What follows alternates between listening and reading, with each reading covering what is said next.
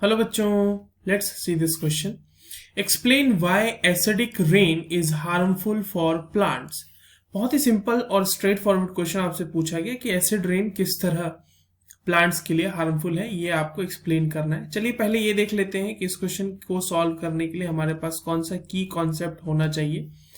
Now पहले acid rain का harmful impact क्या होता है प्लांट पे, इसको डिस्कस करने से पहले हम ये जान लेते हैं कि एसिड रेन क्या होता है और एसिड रेन के हार्मफुल इम्पैक्ट्स क्या क्या होंगे.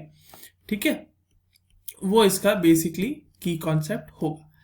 तो चलिए एसिड रेन के बारे में बात करते हैं. अब देखिए एटमॉस्फेयर में ना कुछ एसिडिक ऑक्साइड होते हैं, सल्फर डाइऑक्साइड या फिर NO2 नाइट्रोजन डाइऑक्साइड. ये एसिडिक ऑक्साइड है. अब एसिडिक ऑक्साइड कहने का मतलब क्या हुआ बच्चों यहाँ पर कि ये जो है एसिड फॉर्म करते हैं जब ये वाटर के साथ डिसॉल्व करते हैं. तो ये एसिडिक ऑक्साइड फॉर्म करते हैं एसिड, फॉर्म कर लेते हैं एसिड.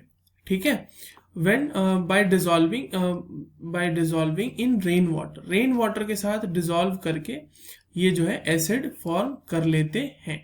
अब जब रेन वाटर के साथ ये डिसॉल्व हो गए हैं और ये जब रेनफॉल में जब ये इस तरीके से रेन वाटर के साथ ये एसिड्स जमीन पे आते हैं, अर्थ की तरफ आते हैं, तो वी से कि इन रेन वाटर होगा बेसिकली यहाँ पे, इन रेन वाटर है ना. तो जब ये रेनफॉल के साथ नीचे आते हैं अर्थ की तरफ तो हम बोलते हैं कि एसिड रेन हो रहा है. तो बेसिकली जो इसके कंस्टिट्यूएंट है वो होते हैं सल्फ्यूरिक एसिड और नाइट्रिक एसिड. ठीक है, SO2 की वजह से बनता है सल्फ्यूरिक एसिड और नाइट्रोजन डाइऑक्साइड की वजह से बनता है नाइट्रिक एसिड.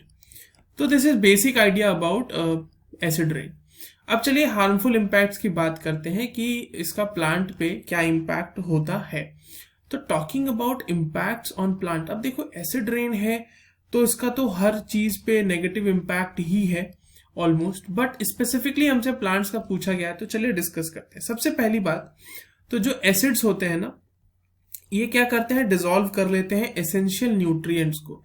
एसेंशियल न्यूट्रिएंट्स अगर डिसॉल्व हो गए बच्चों मान लो, तो क्या होगा उससे, तो जो एसेंशियल न्यूट्रिएंट्स प्रेजेंट है सॉइल में प्रेजेंट इन सॉइल, उनको ये डिसॉल्व कर लेते हैं और इससे क्या करते हैं, ये इनहिबिट कर देते हैं, inhibiting the growth of plant के ग्रोथ को ये क्या कर देते हैं, इनहिबिट कर देते हैं ग्रोथ ऑफ प्लांट्स को.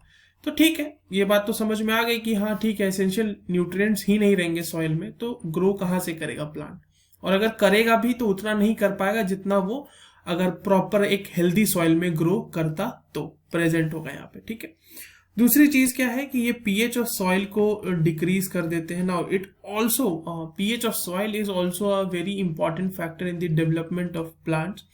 तो एसिड के वजह से पीएच ऑफ सॉइल जो है वो धीरे धीरे घट जाता है और इसकी वजह से भी उसके ग्रोथ पे फर्क पड़ता है, प्लांट की ग्रोथ पे.